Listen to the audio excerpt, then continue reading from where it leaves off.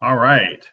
Welcome to another installment for Under the Dome. I'm your host, Alan Ulrich. I'm here with my Christmas partner here, Mr. Bingle. I'm also here with Sean Williams, who's in the small box down in the bottom of the screen. How you doing tonight, Sean? Oh God, I'm playing second fiddle to an ornament. Okay. Well, it is what it is, I guess. It's been a long couple of days.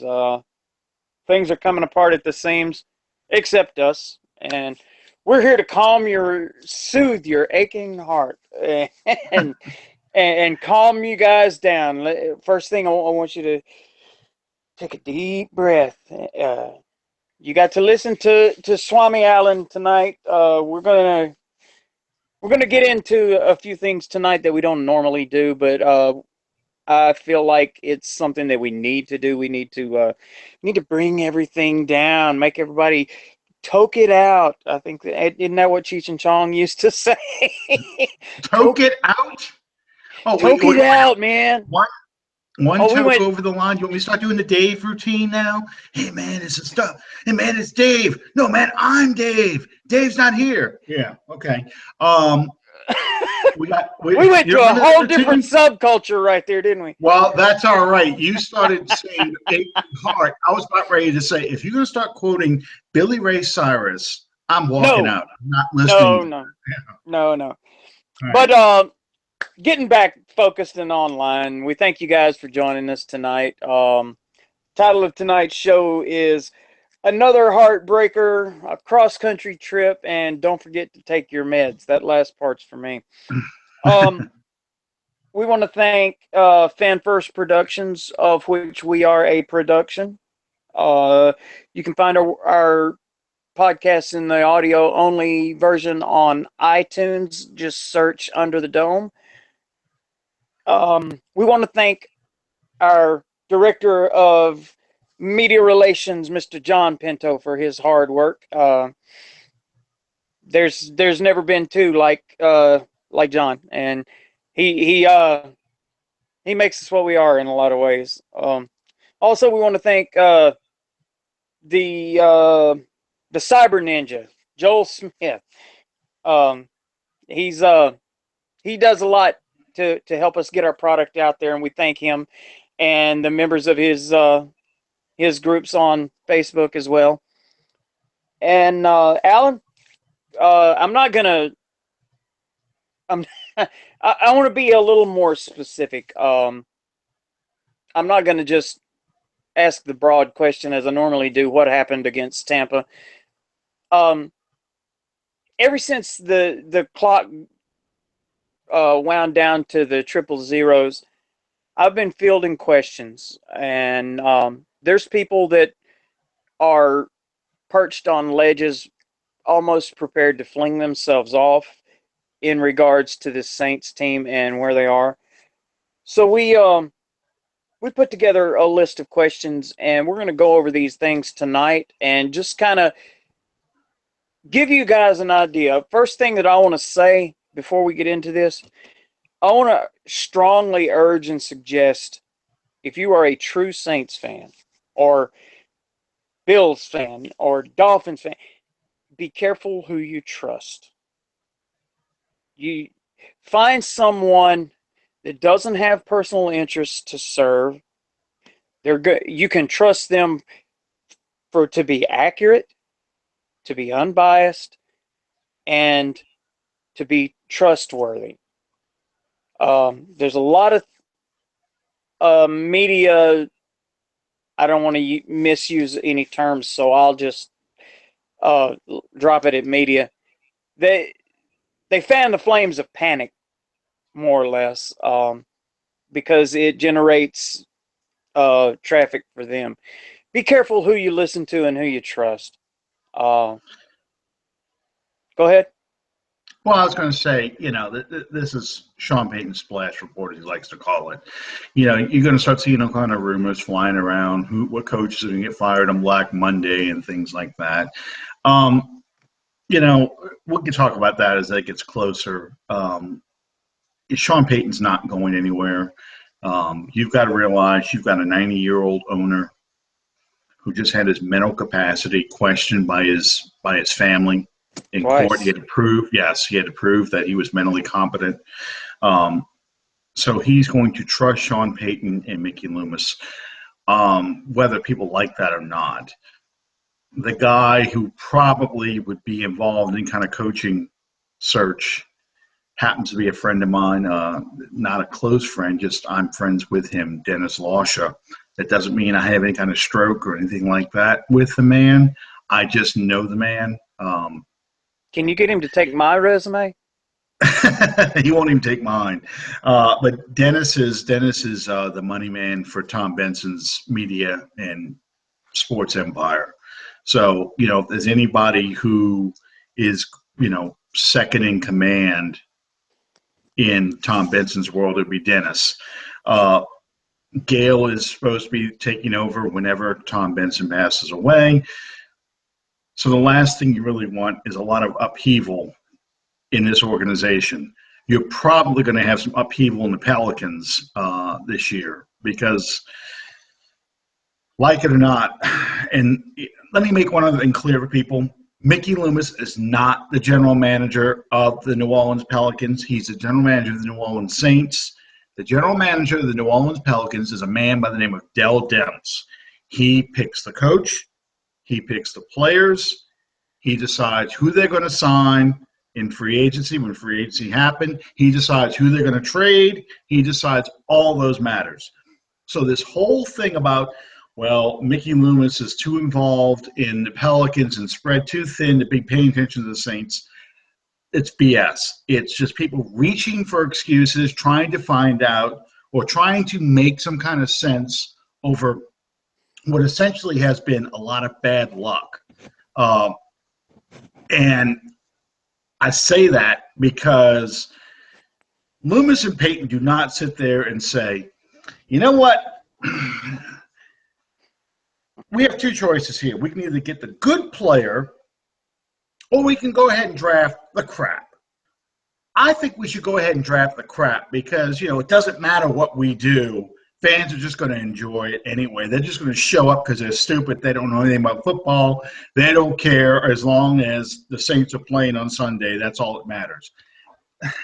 That is essentially the argument that I am reading online, on Twitter, and on Facebook. That somehow the two men who were able to build a Super Bowl roster, because now I'm even reading that Sean Payton inherited a Super Bowl roster. That's the latest one. Sean Payton inherited this team, and he got lucky with Marcus Colston and Drew Brees, but the rest of this was all guys who were here already. That's the argument I'm hearing. And believe it or not, people actually used to say it about Jim Mora when the Saints were falling down in 88, 89, and 90. This is before 91 and 92 happened with the divisional win because the Saints went from 12-3 to 10-6 to 9-7 to 8-8 from those years. So people were saying things like, well, Jim Moore inherited those players from Bum Phillips. Bum Phillips got a lot of those guys. Bum Phillips got Ricky Jackson. Bum Phillips got Jim Wilkes and Hobie Brenner and all those guys. Oh, and Bum Phillips drafted out of the USFL Vaughn Johnson, Mel Gray, and those players. And Jim Moore is just wasting his talent away. And we need to get rid of Moore, and he's just done. It's the same thing I'm seeing with Sean Payton right now. I've been around the block for a long time. Alan, I have come to learn there's basically two types of sports fans. You have the guys, and this is by no means a pat on the back, but you got guys like us that put the time in, do the homework, do the legwork, that know the game, and we realize, not to say that we're any better or worse than anyone else, but we realize that there's a bigger picture here, so to speak. And then you have another type of fan that they're not willing to invest the time, they're not willing to invest the energy that it takes to develop your own ideas, your own opinions. They just repeat what they hear someone else say. Well, and this goes back to the Tampa game. For 2 weeks in a row, the offenses look terrible. After Sure. hanging 45 points on the Rams, they can't score a touchdown anymore. They scored one touchdown with John Kuhn against Detroit, and against Tampa, they couldn't score any. And you have to look at it in terms of what are the mistakes they're making, okay? And it's beyond coaching, because coaching can only go so far. I can draw up a play, it will work, but if the receiver drops the ball, or the offensive lineman holds on a big play, or we throw an interception, whatever, that hurts. That keeps you from winning, okay? The Saints had, 15 penalties against Tampa? 13. 13? You're not going to Yeah. win doing that. No team wins committing that many penalties, because you're constantly, now you're going from 2nd and 4 to 2nd and 14. Yeah. That changes the kind of plays you're going to call, and it changes what the defense is going to do. Okay? So those are the kind of mistakes that cost you ball games. And every week, it seems, in every loss that we've had mistakes that we do to ourselves. The other team doesn't do it. We do it to ourselves on the field that cost us ball games. No coach coaches a guy to run into a kick returner and fumble the ball. That's what happened in Atlanta, though. No coach coaches a receiver not to come to stretch out and catch the ball, but Brandon Cooks didn't do that on a key 3rd down play. Yes, Willie Snead was open short, but Cooks was open down the middle for a big play, a big set of yardage. Yeah. Are there coaching mistakes being made? Yes, there are coaching mistakes being made. I agree. There are some things that they could do better. But that can be said of every team in the league, every game. I agree. You talk to Bill Belichick, and he will go through all the mistakes that the Patriots have made in all 13 games this season. And you go, whoa, wait a minute. They've only lost 2. What mistakes? They look great. And he will talk to you about, this guy missed this assignment, so it hurried this play. This guy made a mistake here. This guy. They all make mistakes, okay? Yeah. They make bad calls. The difference between a good call and a bad call is execution.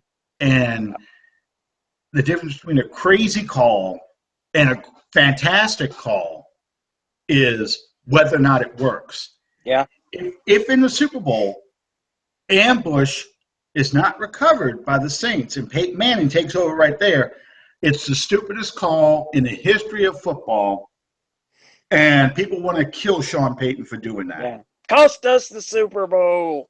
Exactly. You gave Peyton Manning the ball, and he easily scored a touchdown, and he took all the momentum away, and now we're behind, let's say, 20-6. Okay. You can't get behind like that to a quarterback like Peyton Manning. Right. This is why Sean Payton can't coach. Excuse me. But it worked. So it's the most brilliant, gutsy call in the history of football. And that's what you're going to get with this team. And I enjoy that.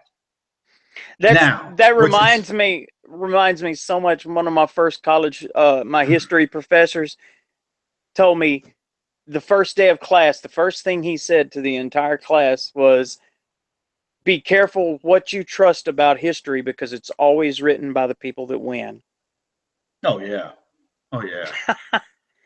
I used to teach history, so absolutely. I used to tell people that same thing. History's written by the winners. Yeah. The losers are the ones that complain about things that happen to them, and no one recognizes it because no one recognizes losers. Well, let me ask you this, Alan. In terms of this Saints offense, I mean, obviously, you go back week 1, week 2, week after week after week, we're just blowing it up. Drew Brees is throwing for 400 yards, 4 or 5 touchdowns. and all of a sudden it seems like the wheels have fallen off of the carriage.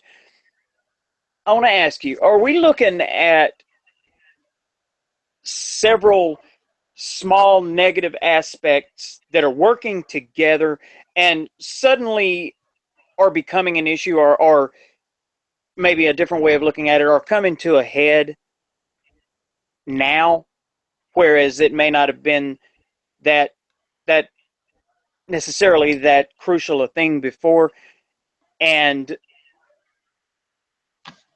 that's what's going on, or is there any validity to these morons that that's that are telling you that, oh, we're looking at the beginning of the decline of Drew Brees right here, just like Peyton, which I don't subscribe to that theory, and I make light of it by doing that.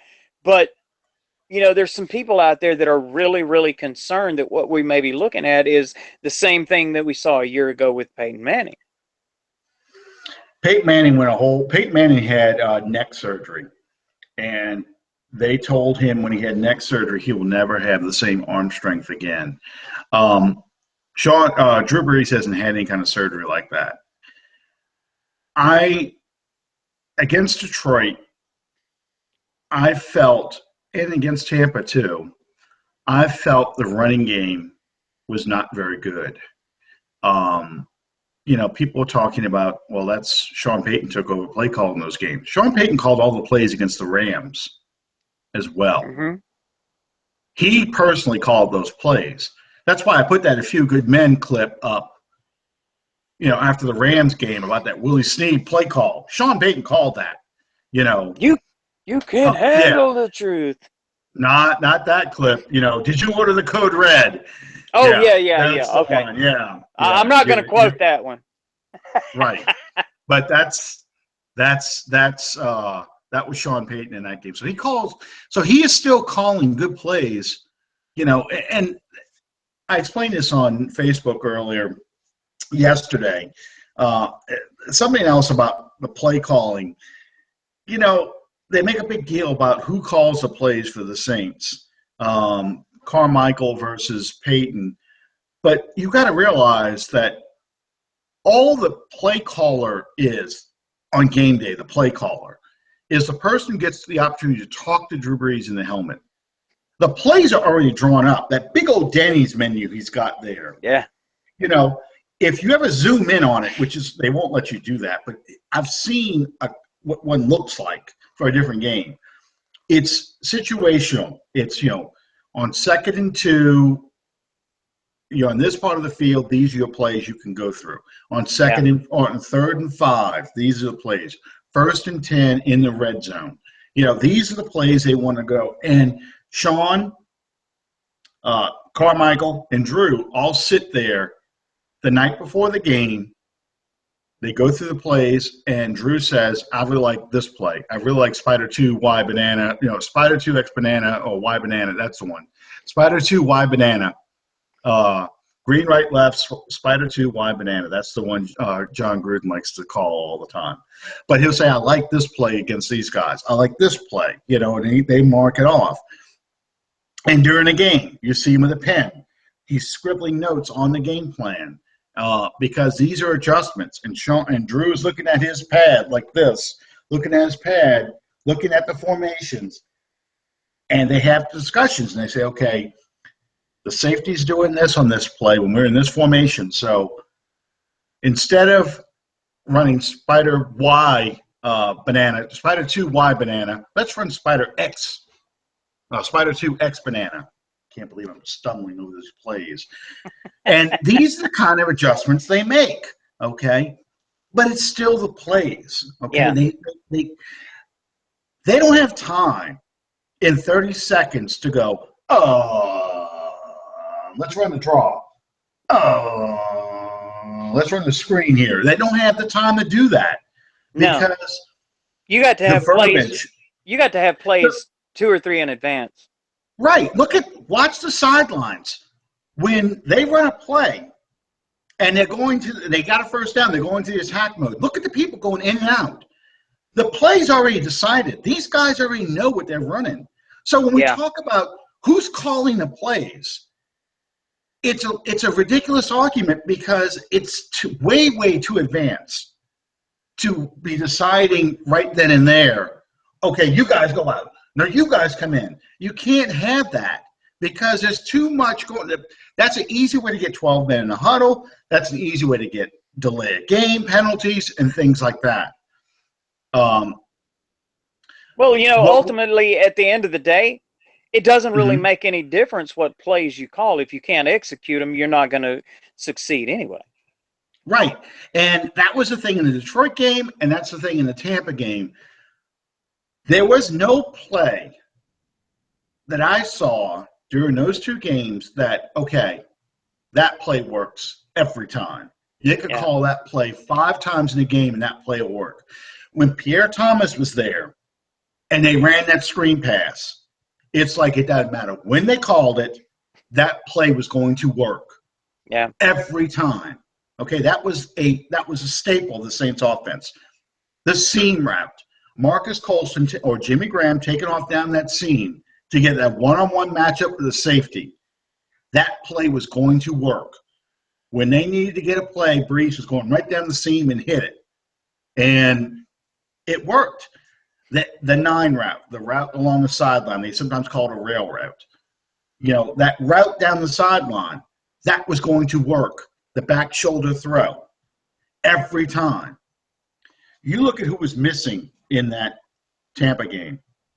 Unger, probably your best offensive lineman, your center. You got Tim Lelito in his place.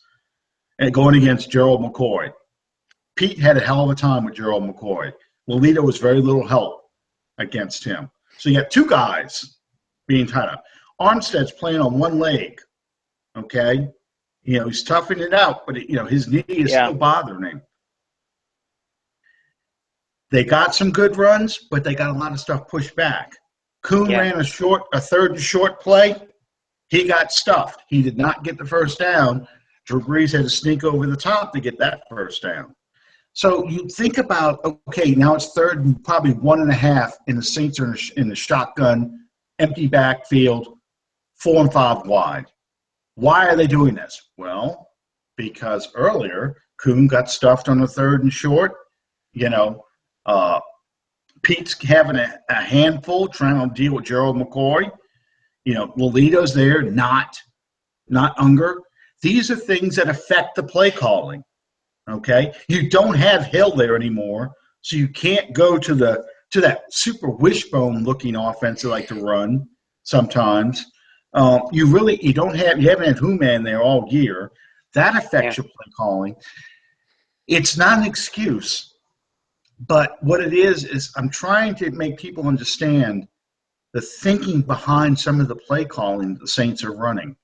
Without Michael Thomas there, you've lost a big physical receiver who is the guy that you want to go to on 3rd down. For whatever reason, Fleener is not working out the way you wanted him to. He's about where Benjamin Watson was. I haven't looked at the stats exactly, but given that there was no Thomas last year on the Saints team, and given that Colston was pretty much done, Watson was your 2nd and 3rd receiver behind Snead and Cooks. Fleener's now like the 4th or 5th option in the offense. Fleener's doing about what Watson was doing, okay, if Watson had to play in this offense with these weapons.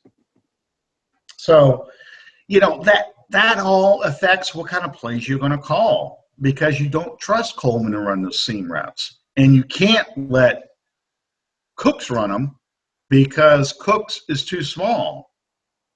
And you saw when he tried to cross the middle, he alligator armed it because he was watching that safety coming across. Because the safety probably would have killed him. But, Snead was the one running the seam routes. Snead was the one going down.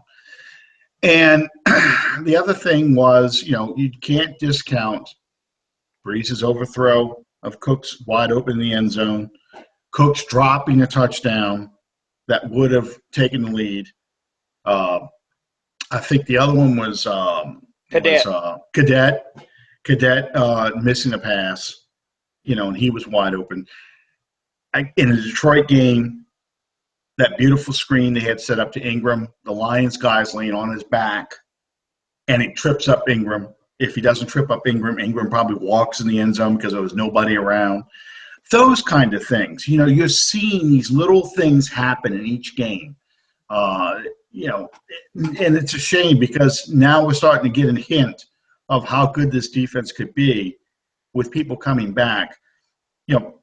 Delvin Burrows, this has probably been the most unlucky year ever for him. Breaks his leg, misses 8 weeks, comes back. Too soon. Comes back. Well, he came back about the same time Rankins did, but Rankins is a defensive lineman as opposed to a cornerback. And I know Burrow broke his leg in the first game, and Rankins broke his leg in a practice before, I think, the third preseason game, maybe the fourth preseason game. So we're talking about a 2-week difference. Yeah. But still, playing corner is a hell of a lot different than playing defensive tackle. You got way more mobility. You got to be light on your feet. You got change of direction, change of motion. He's not playing as aggressive as he played last year. And then he goes and hurts his shoulder, gets that bad stinger, and was gone pretty much after that. They tried doing another pad, and they sent him to the locker room, and I don't think he ever came back. He did. But the defense is playing better as a whole. Yeah. I mean, absolutely. I gotta give props. Stephon Anthony impressed me. He is learning. Except for that one pass interference. Yeah, he got a bad pass interference in the end zone because he got beat. And there were 2 times when they dropped in a cover 2, and Anthony drops as well as Nate Stupar dropped in the coverage.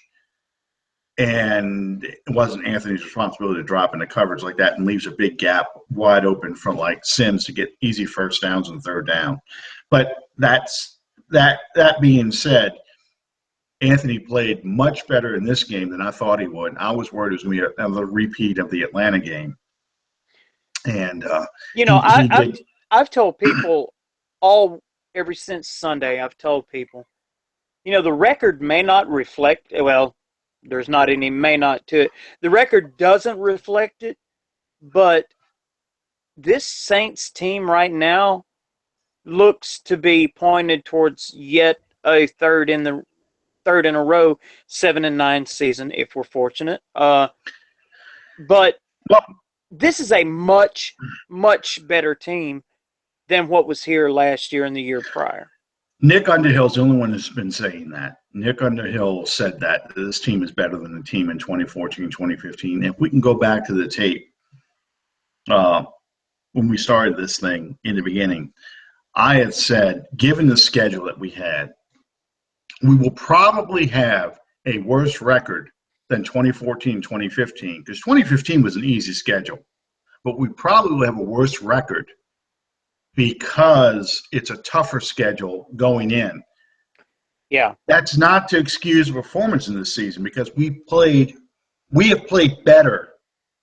And if we would have finished these games, we probably have a reverse record. We'd probably be 7-5, if not 8-3. No, 7-5 or 9-3, 9-3, 8-4. But I don't know how I got that. Y'all didn't tell me math was involved in this. That's right. But the point is, if we don't beat ourselves, we probably have a much better record. But that your record is what you said. Your team is what your record says you are. I should say, from to quote Bill Parcells. It's just the losses and the way we're losing games is obscuring the fact that this team is progressing. This team is making improvements. We are really just a few holes away from being that playoff team again. Absolutely. You look, how many games have we lost inside of a touchdown? Well, it's just like what happened in 2008. People forget that because of 2009. But in 2008, you take that Minnesota Vikings game, for example, on Monday Night Football. The offense stunk in that game. They couldn't do a thing in that game. The only reason why that game was even close was Reggie Bush had 2 touchdowns kicked returns for touchdowns, 2 punts. And he would have got a third if he doesn't stumble over his own feet. But offensively, they couldn't do anything. And defensively, they would do the same thing that we've been seeing here. They would make stops, and on 3rd and long, give up the first down to the Vikings. And you saw that in a lot of games. You saw that in the final game against Tampa Bay, where the Saints did not run the ball enough, and Tampa was able to come back and win that game too. And that became the theme of 2009. Finish. We've got to finish. Finish strong. We start out well, and then we kind of peter it out and let it go away. And you're seeing a lot of that same thing happen again with this team. They don't know how to finish yet. And in these past 2 games, the past 2 losses they haven't known how to start either. They get behind early because they get, 11 yards total offense in the first quarter of the Tampa game, and I think they got 26 against the Lions because they didn't get a first down again in Tampa. I think they got 1 first down in Detroit, against Detroit. And that comes on the heels of, in the winning streak, they were scoring touchdowns in the first possession for the first 5 games they played during that little winning streak when we got to 500. So, that's the kind of things that are happening. Yes. So is it time for Peyton to go? No. I say it's not. If you're just looking at his record over the past 3 years, I can see why people are saying this, but it doesn't really look at what this team has accomplished or what this team can do. I don't see another coach coming in here with the same roster and getting a better performance. I just don't see it. I think the key element of what we're talking about here, as a matter of fact, you just said. Of course, I wouldn't use the whole phrase you said. I don't see another coach. Who are you going to replace the guy with? Well, you got to realize if you fire Peyton, okay, and you fire Loomis, all right, you have a new general manager come in and a new head coach. That general manager and head coach are going to want their players in there. So that means blowing up the roster. There's no way getting around that. There is no, we're just going to tweak these things and do a couple things. We're going to blow up this roster and start with all new players. Okay? I want to make sure and make mention of this because I think it bears pointing out. It may not be at first, but a new head coach, he ain't going to start a 38-year-old quarterback. He may do it at the beginning because he doesn't have any other options, but he's a man that's coaching for his job ain't going to put it in the hands of an old man. No, well, he's not going to run an offense that's Drew Brees friendly. He's going to let Brees go.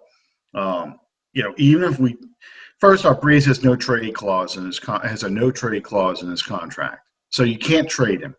Unless he agrees to a trade, you cannot trade him.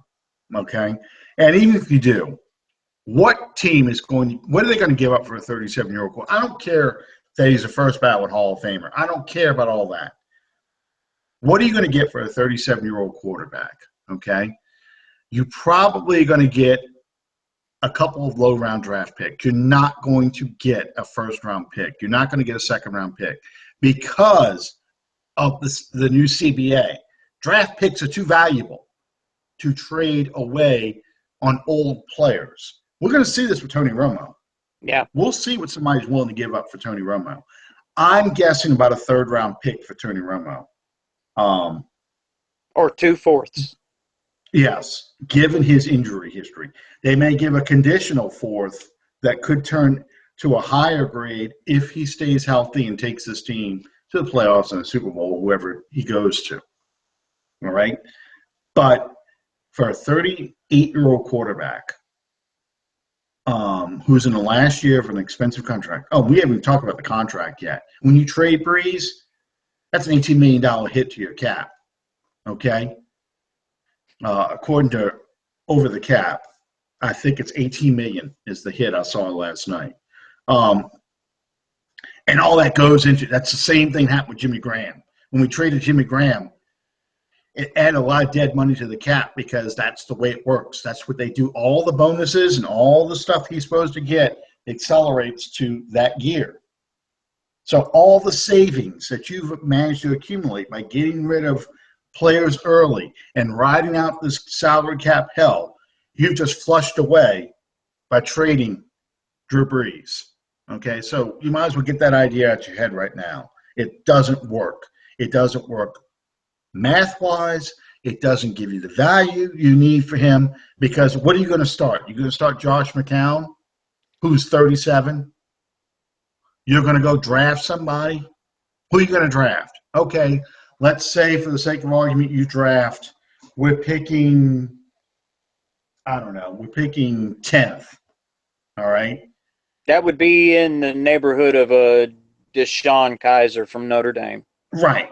Deshaun Kaiser is the highest rated quarterback. Okay. We really need a defensive end. If you've got one of the top defensive ends still sitting on the board and you've got Kaiser, who do you take then? Okay, let's take the top defensive end. Let's say, for the sake of argument, they try and do what Dallas did with Dak Prescott. Okay, they just wait it out and draft, Deshaun Watson in the 3rd round. Okay, so you're going to have a rookie quarterback behind a weaker offensive line than what Dallas runs.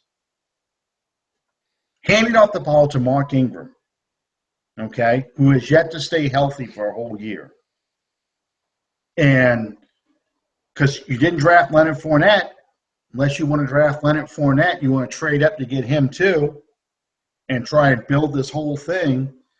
And what's the problem that LSU fans have? No quarterback. That's why they can't win. Okay? I was going to say alcohol, but. Well, that too. But, LSU fans bitch about not having a quarterback or an offense that, can develop a quarterback. These are the things you have to think about. What if I do this, what happens then? Okay. Everybody is looking. The bottom line, Alan, and I've seen this more recently than ever before. People want to say, okay, here's the quick fix. There's no such thing as a quick fix. A quick fix is going to win you a ball game. A fix the franchise is going to win you a season. If you're lucky, you get a year like Jim Haslett had in 2000. If you're lucky, because they did extremely well in the draft, and they hit the lottery on free agency. They hit on Joe Horn, they hit on Norman Hand, they hit on I can't think of his name right now, but it'll come to me in a minute. They hit on Jeff Blake. They hit on even Willie Jackson. He stood up well. But they already had a good offensive line in place because Mike Ditka had drafted, Chris Nioli. He had drafted Kyle Turley. He had already drafted and brought in, Jim Moore had drafted and brought in Willie Roaf. And you had a good center in Jerry Fontenot, an older center. So you had a good offensive line. You already had Ricky Williams back there to help out. All it took was Mike McCarthy introducing an offense that was modern as opposed to Mike Ditka still trying to run the Dallas Cowboys offense from the 70s. That is it. That's almost as bad as Bum Phillips bringing Earl Campbell here. Well, yeah, and there's another example. Bum Phillips, when he came in, it took Bum 3 years to build a team to the level he wanted it to go, and the best he could get was 8-8. And that 1983 season, every game was decided by 3 points or less. You know, um, Jim Moore didn't hit it until 1987, his second year. They were 7-9 his first year. So, and Jim Moore was a success story. That Jim was has that second year under Morrow was the strike shortened season, wasn't it? Yes, it was, and it was a that year they lucked out on a couple of things that happened. This happens to teams that win championships a lot of times. They played the Giants that year, for example, in 1987, and Lawrence Taylor, who had never missed a game, couldn't play that game because of a pulled hamstring. Phil Simms was out in that game, and they had Rutledge, I think, playing at quarterback in that game. Yep. So you're not dealing with Lawrence Taylor, and you're able to win that game. They play the Rams the week they trade Dickerson. Eric Dickerson to the Colts. So you're dealing with Cleveland Gary, not Eric Dickerson. Those kind of things happen in that season. Yeah. I'm kind of wondering why none of those happened this season. Well, let's look at the Carolina Panthers, for example. Let's not. No, but seriously, Carolina goes 7-8-1 in 2014. They go 15-1 in 2015, and this year they're 5-8. Okay. Where's the consistency in that? That's a seesaw. Okay. In the offseason. There's no. It's not all Josh Norman either. No. So, and that's what I'm saying. People looking at the Saints going, why can't we just build something? Why can't we just build something and get something good going here? And what I'm saying is things happen during a season that prevent you from doing this. In this case with us, it was injuries. Yeah. Last year was a lack of talent. The year before, 2014, was locker room issues. Yeah. Junior Gallette's getting in fist fights in the locker room, Other guys bitching about, complaining about their pay scale, and guys that don't want to show up for workouts because they think it's beneath them now that they're getting paid to do it for a living. Just take your pick. It was a whole host of things. I mean, that locker room was so fractured and so divided. That Sean Payton and Mickey Loomis even said, "Hey, we had a team that where we overlooked the characteristics that we valued as an organization to build a good team. This year, we've got those kind of players." Well, people can say what they want about all the dead money on guys like Gillette and Graham and Spiller. They can say what they want to. I've been very outspoken about my stance on that. Those guys were not contributing to this team. I'm not going to talk down Graham. I'm sorry. No, but I mean, My point is, you're either paying for them to do something on the field, or you're paying them to sit on the sidelines. Well, yeah. I mean, here's the thing: you need to have guys that are good guys in the locker room who are willing to when as the old saying goes, when the times get tough, they stick with it. They don't just mail it in. They don't quit. And what you found in 2014 was when things went bad, the team, you could see it. The team quit. Here we go again, and didn't put out the effort. Oh, look, I'm not gonna go all out to make this tackle. I'm not gonna go all out to make this catch. Because what's the point? And to be totally honest with you, that's what I saw the entire. And I don't mean to be seeming like I'm jumping on top of a pile. I saw that the entire season last year out of Brandon Browner. Yep, you did. You saw that out of Brandon Browner. You saw that out of a lot of them. Yeah, Um, you saw it even more in 2014. Where you're looking at this team going, you are capable of more than this. Why aren't you doing this stuff? Why did fans turn against Aaron Brooks so badly? Aaron Brooks looked like he didn't care anymore. yeah. He was smiling after interceptions, like, oh, well, what the hell? And that's what gets fans angry. They would much rather see passion on the team. So, the question is, what will we expect out of these next 4 games? They've got to win. They've got to be professionals, and they've got to go out there and win. Because, like McCown said, even if you're out of the playoffs, what happens now is you're on film, That's and right. the coaches are looking at what you did You're on film. interviewing for jobs. Yep. And if they see you not putting out the effort, they're going to think you're not buying into the program. They're going to cut losses with you, Well, because now you are the reason why we weren't successful in 2016. well, let me Uh, ask you this: do you anticipate any?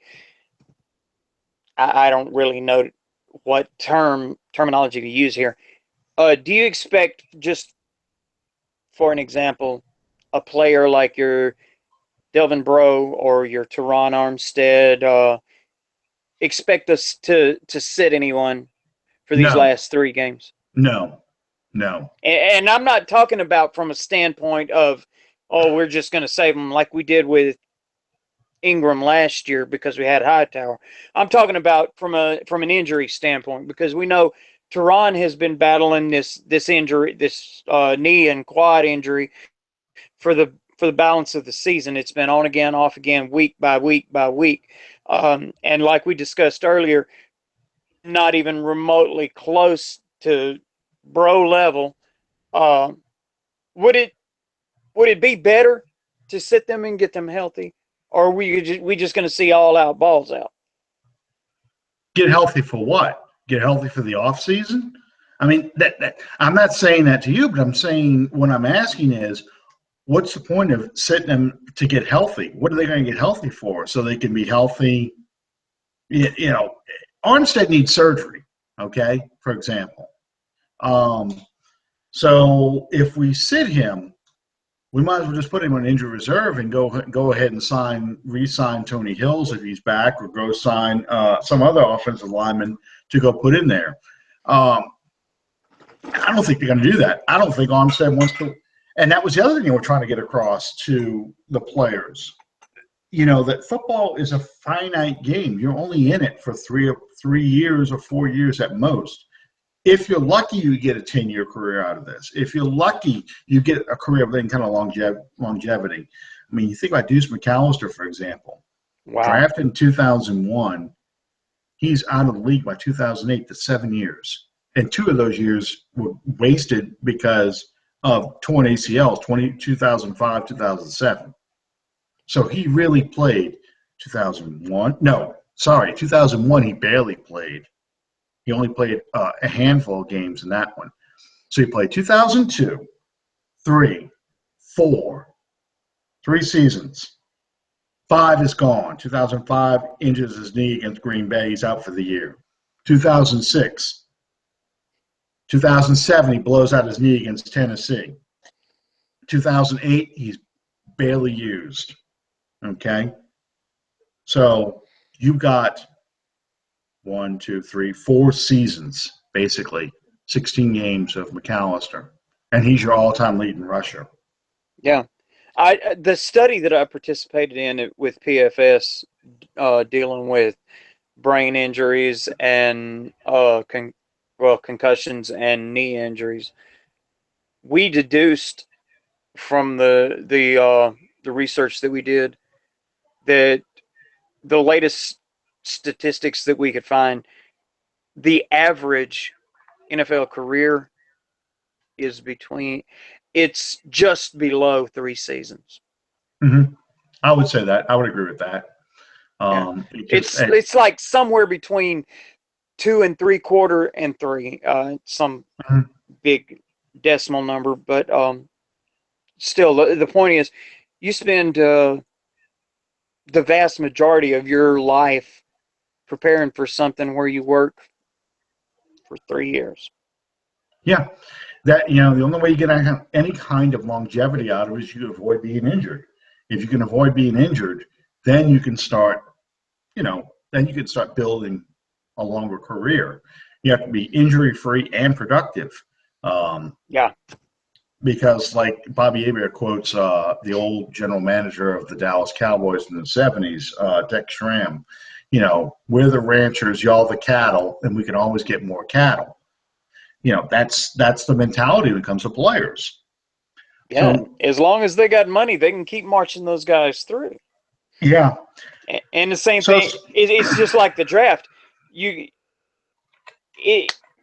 There's no reason to, and this is a point that I made earlier, several weeks ago. There's no point in taking a player that has questionable character issues when the talent level is not that different. After you get down beyond the first 10 picks of the first round, mm-hmm. you're not dealing with that vast a difference in ability that you can't just move on beyond a problem guy and go to the next one. There's too. The point I'm making is there's too many players out there now to choose from.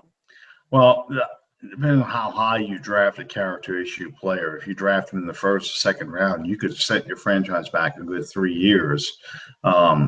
If you draft him later in the draft, you can at least cut your losses and not suffer nearly as badly. So what we need to do to beat the Cardinals, because the Cardinals are a lot like us. They're 5-7-1. They have that tie with Seattle. We need to rediscover the offense. We need to get balance in offense again. We need that offensive line to show up, all of them show up on the field and run block and cut Ingram and Hightower loose, especially Hightower against his old team. Because once you get that balance back, I think you'll find that Drew Brees stops throwing interceptions because he's not trying to play catch up the whole time. And suddenly the play calling looks a hell of a lot better. But we've got to get the running game kick-started.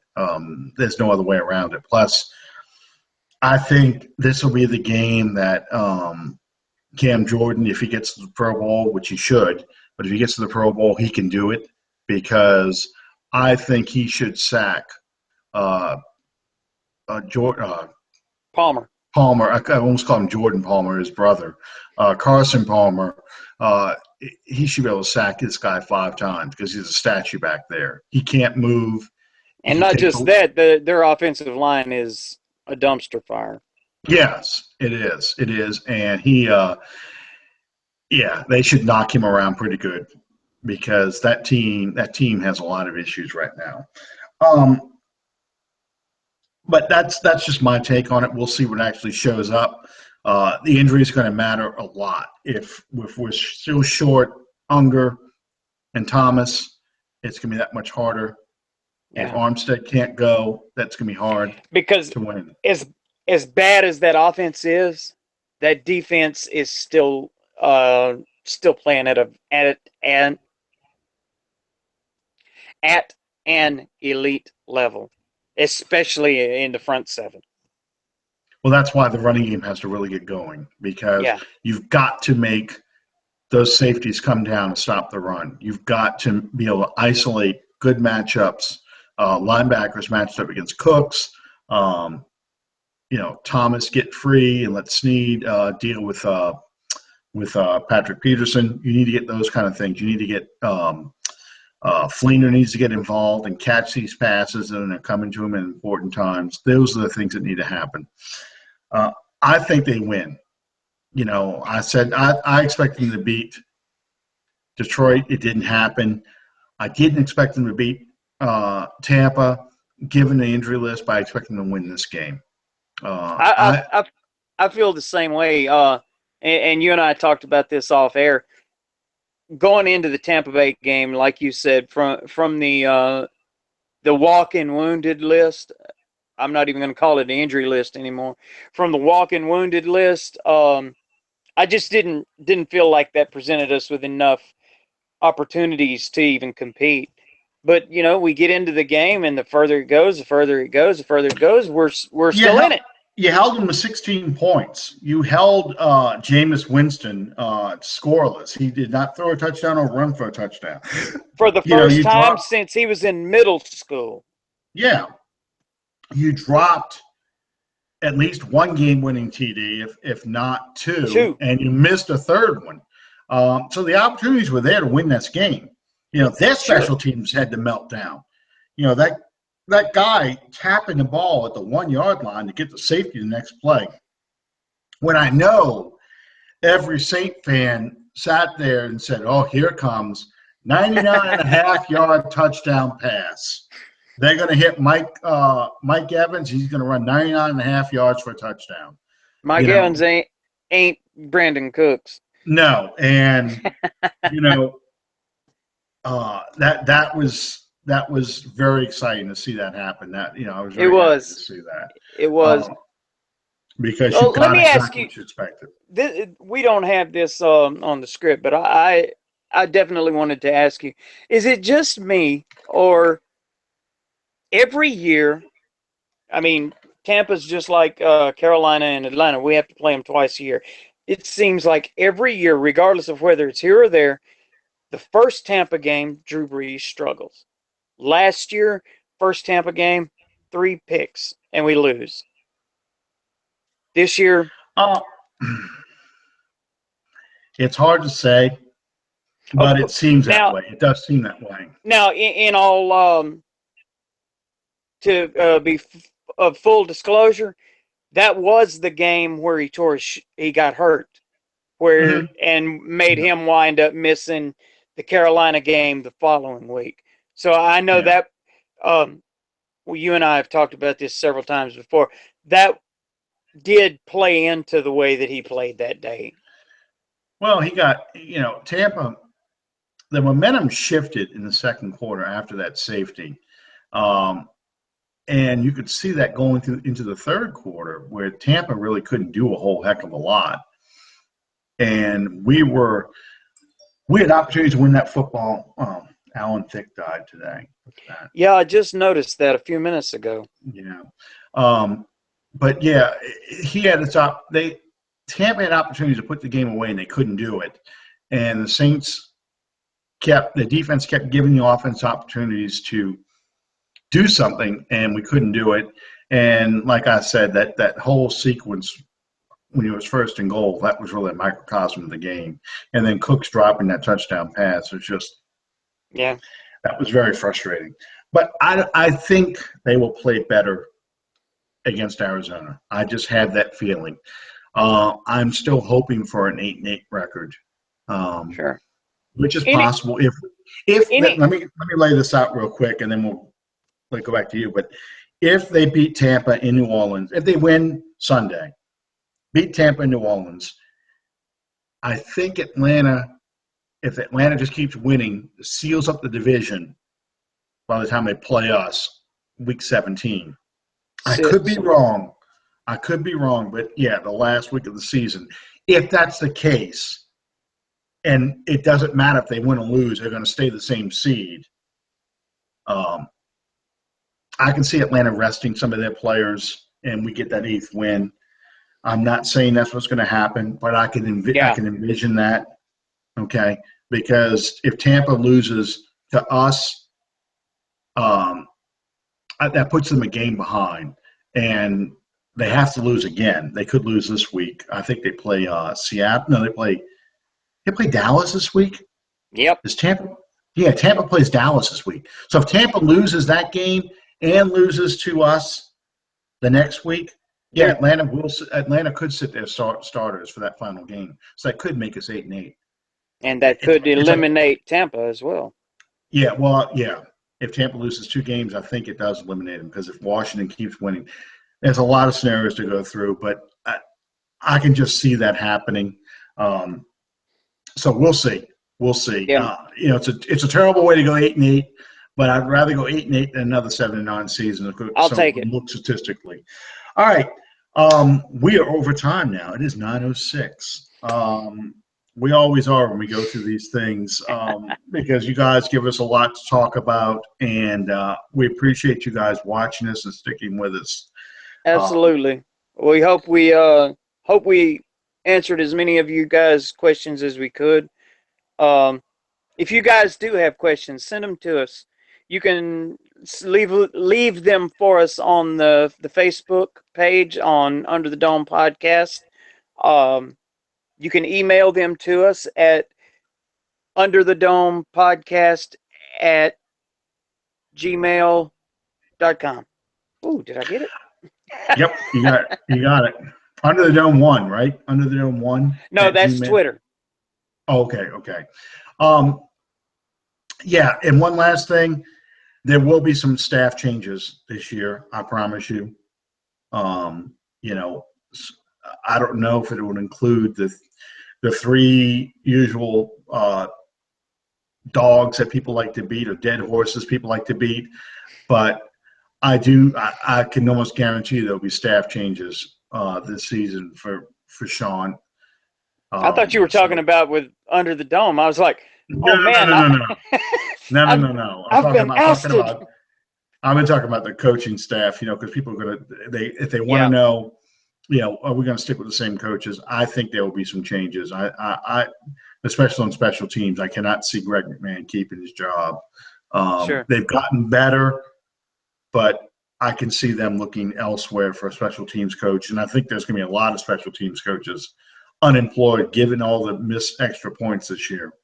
But anyway, thank you guys for watching again. Alan, one more thing real quickly. Okay. We want to ask you guys to pass along your prayers and your thoughts for actually the first guest that we ever had on the Under the Dome podcast, Scott Alexander. He's having some health issues. I don't feel right about getting in too much detail about that. We'll just ask that you guys remember him in your thoughts and prayers, and I'm sure he'd appreciate that. Absolutely. Yeah, and it's serious, but not life-threatening. So please keep him in your prayers, though, so it doesn't ever get to that point. And we will start having guests again very soon. I promise y'all that we will have our guests again, including some of the ones that, for whatever reason we couldn't get on the air with. I definitely want to get Barry and Bob's take on, especially the end of the season, kind of a wrap up, what kind of changes, we may have to look at for 2017. As a matter of fact, next week we have David Harrison from the Tampa Bay Buccaneers as a guest. Yep. Absolutely. So that will be that's something to look forward to. So you guys take care. Enjoy the rest of your pre-Christmas week. And go Saints. Should win in the desert. And we'll see you next time on Under the Dome. Thank you, guys. You have a blessed week, man. Thank you.